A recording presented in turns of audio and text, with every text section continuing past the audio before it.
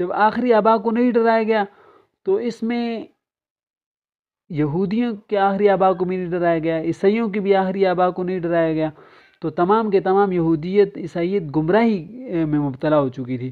جب گمراہی میں مبتلا ہو چکی تھی عدم انذار کی وجہ سے، تو حضور نے کو بھیجا گیا تاکہ آپ ان کو ڈرائیں جن کو نہیں ڈرایا گیا۔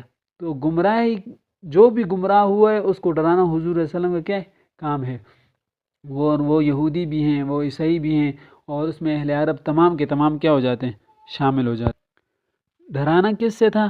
قرآن مجید خود ایک جگہ پر ارشاد فرماتا ہے انا انذرناکم عذابا قریبا، کہ اور یہ بات کہ آپ ایسی قوم کی طرح مبعوث ہوئے جن کو ڈرایا نہیں گیا۔ یہ اور بھی کئی آیات سے ثابت ہوتی ہے۔ سورۃ سجدہ کی آیت نمبر 3 ہے، لتنذر قوما ما آتاهم من نذیر من